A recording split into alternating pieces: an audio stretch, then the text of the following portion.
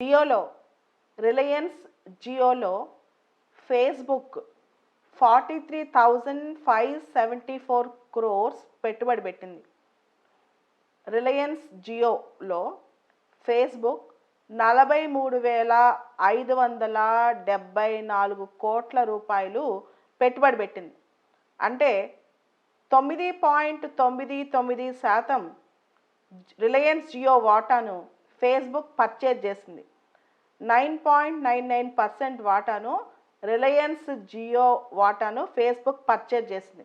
ఈ 9.99 ఏంటి అంటే 9.99 అంటే 10%కి మించకుండా. మీ అందరికి తెలుసు అది 10 కానీ అబోవ్ కానీ అయితే దాన్ని ఎఫ్డిఐ అంటారు అని, 10 కన్నా తక్కువైతే ఎఫ్ఐఐ అంటారు అని.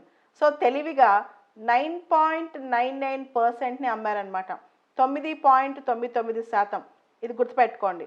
అండ్ ఈ వాటా ఈ డీల్ కనుక మొదలైతే, ఆల్రెడీ డీల్ అయిపోయింది, ఇది స్టార్ట్ అయ్యాక ఈ కామర్స్ జైంట్గా, ఇండియాలో అతిపెద్ద ఈ కామర్స్ జైంట్గా Jio mart ఆవిర్భవించబోతోంది.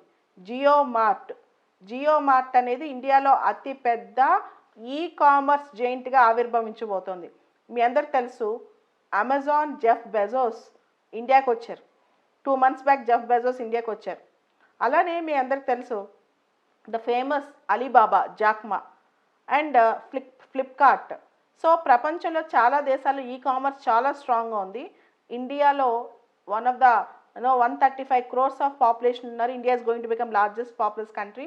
And generation Z, మీ అందరూ యూత్ అందరూ కూడా ఇప్పుడు అందరూ కూడా ఆన్లైన్ ఎక్కువ ఉంది కాబట్టి, సో ఈ కామర్స్ అనే కాన్సెప్ట్కి జియో మార్ట్ రాబోతుంది. దీనికి సంబంధించి ఎందుకో ఫేస్బుక్ జియో ఈ డీల్ చేసుకున్నాయి, వాళ్ళిద్దరికి ఏమి లాభం, సో ఇలాంటి డీల్స్ వల్ల ఇండియాకి ఏమైనా నష్టం ఉందా, ప్రజలకు ఏమైనా నష్టం ఉందా, ఎంప్లాయ్మెంట్కి ఏమైనా లాస్ ఉందా, ఇవన్నీ మనం ఒకసారి చూద్దాం, ఇవన్నీ ఒకసారి పరిశీలిద్దాం అనమాట. ఎందుకంటే ఒక ఫార్మేషన్ ఇన్వెస్ట్మెంట్స్ అనేవి వచ్చినప్పుడు మన దేశంలో ఎలాంటి ప్రభావం రాబోతుంది, ఎవరెవరికి ఎలాంటి కాన్సిక్వెన్స్ ఫేస్ చేయబోతున్నారు ఎవరెవరు, ఇలాంటివి ఒకసారి చూడాలి.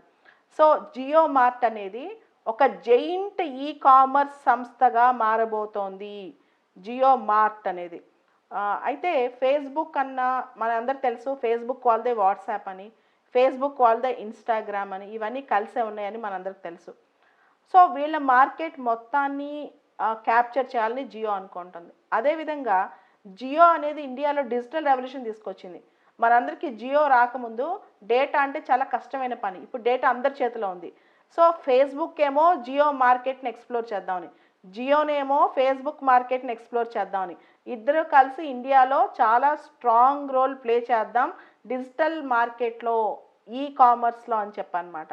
అయితే మనందరికి తెలుసు రిలయన్స్ ఇండియా లిమిటెడ్, ఆర్ఐఎల్ పూర్తి అనుబంధ సంస్థ జియో, రిలయన్స్ ఇండియా లిమిటెడ్ పూర్తి అనుబంధ సంస్థ జియో అని చెప్పి, రిలయన్స్ జియో అని చెప్పి.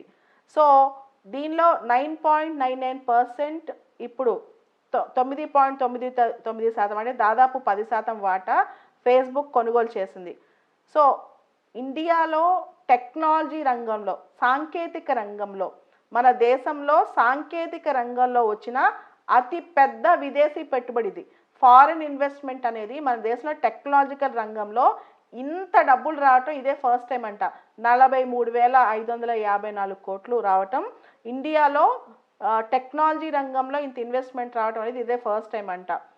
సో జియో అనేది, రిలయన్స్ జియో అనేది అతి పెద్ద డిజిటల్ సంస్థగా మార్పు చేయాలని రిలయన్స్ భావిస్తుంది, రిలయన్స్ ఇండియా లిమిటెడ్ భావిస్తుంది అనమాట జియోని అతిపెద్ద డిజిటల్ సంస్థగా.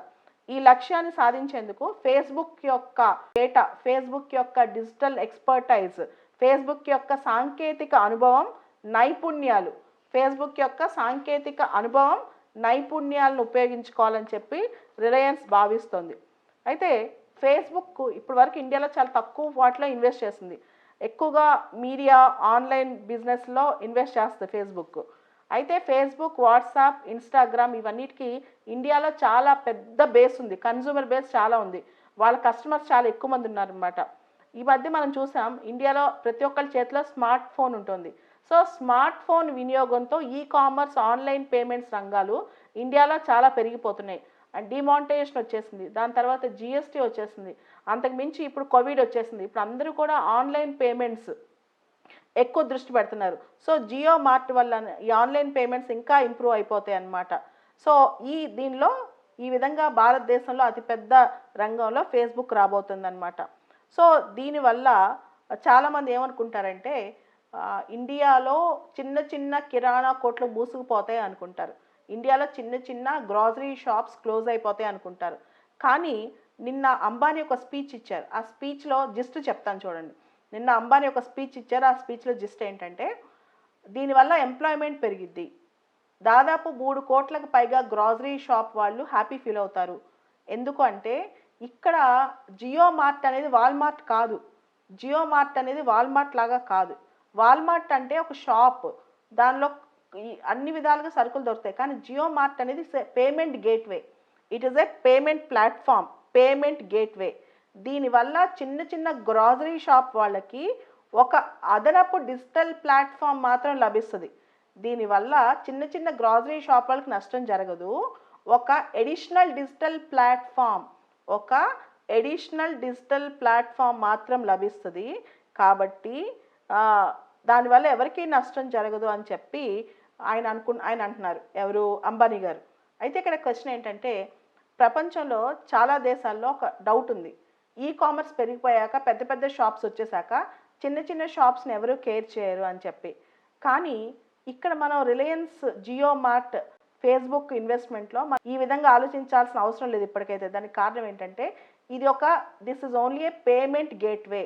అంటే ఒక వ్యక్తిగా మనం మన వీధి చివరన కిరాణా కొట్టుకి వెళ్ళాలన్నా ఈ గేట్వేని వాడుకోవచ్చు, మనం అక్కడి దాకా వెళ్ళాల్సిన అవసరం లేదనమాట. దీని ద్వారా మనం పేమెంట్స్ చేయొచ్చు, దీని ద్వారా మనం అన్ని సౌకర్యాలు పొందొచ్చు అనమాట. So it makes our life easy.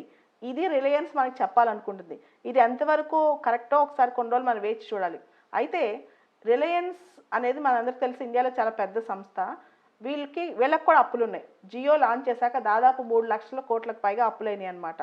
So Reliance వచ్చే 18 మంత్స్లో 2019లో రిలయన్స్ ఒక డెసిషన్ తీసుకుంది, వచ్చే 18 మంత్స్లో అస్సలు అప్పులు మొత్తం తీర్చేయాలి, అప్పులు లేని సంస్థగా, నో డెట్స్, రిలయన్స్కి అసలు అప్పులు ఉండకూడదు, అప్పులు లేని సంస్థగా రిలయన్స్ని తీర్చిదిద్దాలి అని. దీనిలో భాగంగా సౌదీ అరేబియాలో ఆరామ్కో కంపెనీతో కూడా చర్చలు జరుపుకుంటుంది. అనమాట ఆయిల్ రిఫైనరీస్లో ఇన్వెస్ట్మెంట్స్ కోసం. రిలయన్స్ సౌదీ అరేబియాలో ఆరామ్కో కంపెనీస్తో కూడా చర్చలు జరుపుతుంది. దాంతోపాటు బ్రిటిష్ పెట్రోలియంతో కూడా డిస్కషన్స్ కంక్లూడ్ అయినాయి. కానీ ఆరామ్కో డబ్బులు వస్తాయా లేదా ఇంకా తెలియదు. సో రిలయన్స్లో ఇలా పెట్టుబడి రావటం, దీనివల్ల ఇండియాలో ఫేస్బుక్ ఇన్వెస్ట్మెంట్ దృష్టి పెడుతుంది అనేది మనకు కనపడుతుంది. దాంతోపాటు COVID-19 టైంలో ఇలాంటి ఇన్వెస్ట్మెంట్స్ రావడం వల్ల ఇండియా మీద అందరికీ కాన్ఫిడెన్స్ పెరుగుద్ది అనమాట, ఇండియా మీద అందరికీ నమ్మకం పెరుగుద్ది. సో ఫేస్బుక్ లాంటి సంస్థే ఇండియాకి వచ్చి పెడుతుంది కాబట్టి ఇండియాలో మనకి ఇన్కమ్ జనరేట్ అవుతుంది, నమ్మకం కలుగుద్ది. సో ఇట్స్ ఎ హోప్ అనమాట, ఇట్స్ ఎ హోప్. కానీ ఇది ఎంతవరకు ప్రాక్టికల్గా చిన్న షాపులను కాపాడుద్ది, చిన్న చిన్న గ్రాసరీ షాపులను కాపాడుద్దో మనం వెయిట్ చేసి చూడాలి. ఇదే story Facebook and Jio deal, Facebook Jio deal.